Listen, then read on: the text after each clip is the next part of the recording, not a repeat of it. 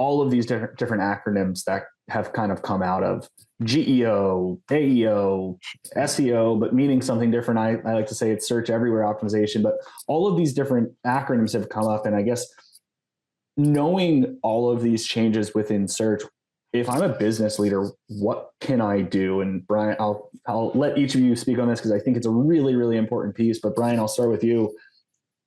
Yeah. Should I throw my SEO strategy, my historical SEO strategy in the trash and build something completely new for large language models and AI overviews?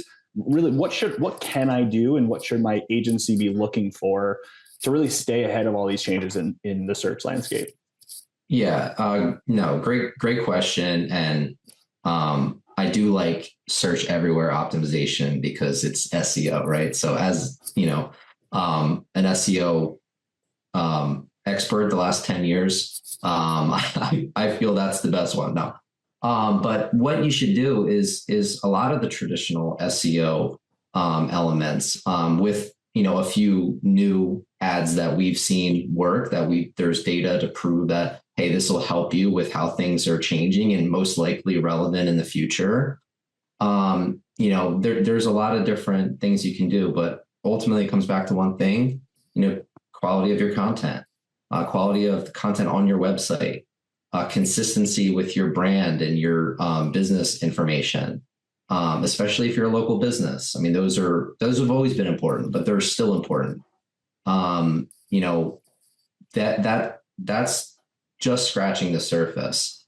To get maybe just a little bit further, and then I'll let you go, Mackenzie. But there's things that you can put into your content that are for these types of things, but not focusing on it solely, still incorporating traditional SEO values. And I think that's the key, because you have to keep in mind, Google's still by far the most searched search engine. You don't want to say, okay, we're shifting ChatGPT only strategy. Well, no, Google's extremely relevant.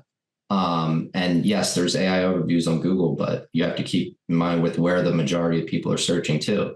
But yeah, one easy SEO, optimization, your page has to make sense. If you read it out loud, is it telling the story that you're intending? Is it relevant to what your page is titled? And there's a lot of different factors to how to do that, but I could get into it more specifically if needed. But yeah, I mean, really, does your page make sense? Is it written for people? Is it written to give the answer to whatever is being searched, or at least provide context on, the query? So it's all about the quality of content is what we're seeing. Awesome. Yeah, Mackenzie, do you have anything to add on there? I mean, I would say my answers are pretty similar to Brian's. I come at it from a slightly different angle, coming more from the AI world. But at the end of the day, everything that he is saying is true. And we have to remember that the LLM, your ChatGPT it's not algorithmically driven when it comes to favoring content that ranks. It doesn't have a ranking system. It's taking its cues from Google in terms of what information to pass on to you. So again, if you do have that quality content that is answering some deep quality questions, not just the lowest hanging fruit or the most basic, but if it's going pretty deep and answering questions, given good, rich answers, that is something that the LLM is going to favor.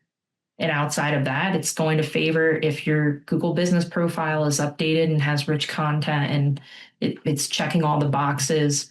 If you have good reviews also, because it is frequently looking at reviews when it's categorizing businesses or making recommendations to a user. So all of these things are really going to play into how you show up, how you are visible, how your products are made visible by the LLM or through the LLM. Historically, people have thought of SEO as you're tricking Google and you're tricking the internet to show your site. And of course, the goal of SEO is to get your website ranking for the queries that you want, that your target audience is actually searching. But whether it's historical search or kind of the future of search with large language models and AI incorporated, the goal is to give your users a good experience and answer their questions at a very elementary level. When somebody searches, where's the best place to buy pizza near me? The factors that are going to lead into that and allow you to show up is make the best pizza in your area.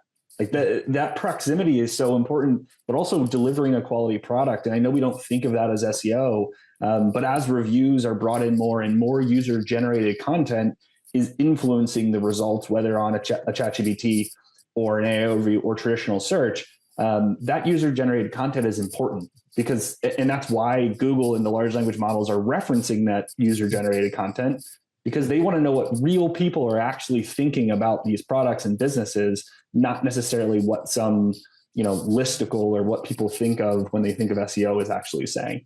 So really important piece. And I think something to keep in mind is that I have said it in all the different presentations I've done on this topic, that good SEO is good SEO is good SEO, whether it's for traditional search or AI search. Like a lot of those same elements from what people have been doing in SEO for 20 years still remain. It's not necessarily something that's brand new that we need to completely revamp our strategy.